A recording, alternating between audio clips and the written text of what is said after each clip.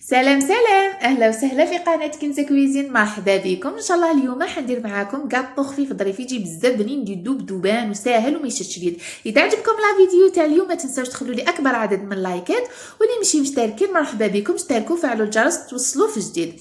هنا نبداو بسم الله في الوصفه. هنا جو عندي كاس غربع تاع السكر ناعم سكر كلاص، نزيدو نضيفو زوج حبيبات بيض الحجم تاعهم متوسط بدرجه حراره الغرفه ولا المطبخ. بالنسبه لكاس المستعمل في هذه الوصفه يدير 220 ملل. هنا درت مبشور تاع القارص وزدت درت شويه على راس المغرف تاع لافاني ورشه الملح بيان سور. بالنسبه للبنات هنا تحبوا ديروا لافاني ولا زيت دو سيترون، بصح مبشور القارص حيعطيكم واحد الذوق مع هذا الكاطو بزاف بنين. هنا نخلطو مليح في الاول هكا الخليط تاعنا حتى يتجانسنا السكر.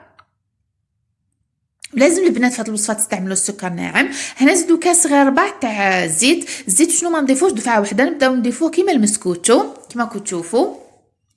وهذه الحلوه تنطبق عليها حلوه قطنيه تجي بزاف خفيفه، انا متاكده تجربوها تعجبكم بالبزاف.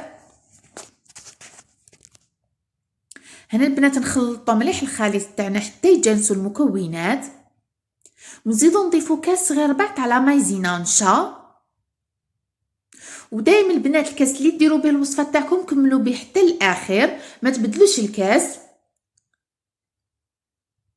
وهنا نزيدو نضيفو الكاس الاول تاع الفارينه بيان سور الفارينه تاعكم تكونوا صيرتوها من قبل، ونزيدو نديرو مغرف صغيره ممسوحه تاع خميره الكاطو،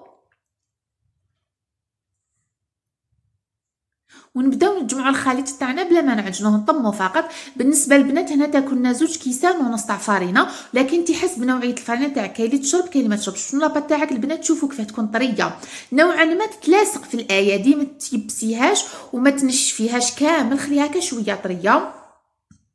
لاخاطش البنات انا هنا الحلوه تاعي طريه بزاف رشيت الفارينه في البلون. اذا درتيها شويه شاده روحها ما كان له ديري الفارينه، لكن انا هنا كما قلت لكم باش تجيكم الحلوه خفيفه لازم نديروها خفيفه. وجبت هذا الطابع ونطبعوه هكا في السنيوه تاعها ما ترفدي، لاخاطش نو كنديريها في يدك وتحطي حتتعفجك الحبه، لاخاطش كما قلت لكم لاباطي شويه تتلاصق. وبيان سور الطابع تاعك توجور ديريه في الفارينه باش ما يلصقلكش.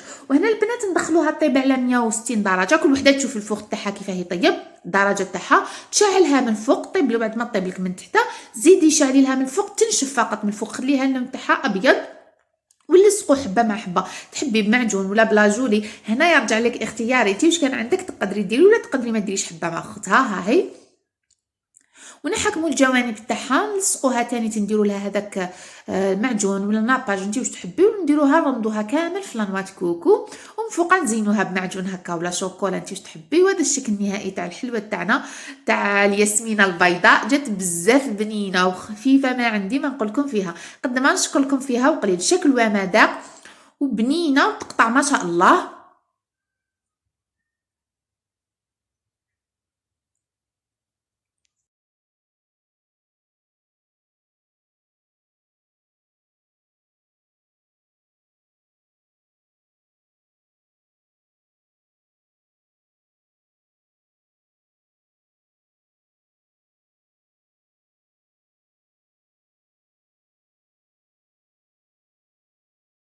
هنا البنات جيت باش نقسمها لكم باش تشوفوا القوام تاعها والخفه تاعها كيفاه جات لداخل. شوفوا البنات اي تبان كي تتقسم بالموس اي تبان الخفه تاعها، شوفوا لداخل كيفاه جاتنا ما شاء الله، وراهي تبان الحلوه تاعنا خفيفه. شوفوا هنا كي قسمتها لكم دوب دوبان ما شاء الله.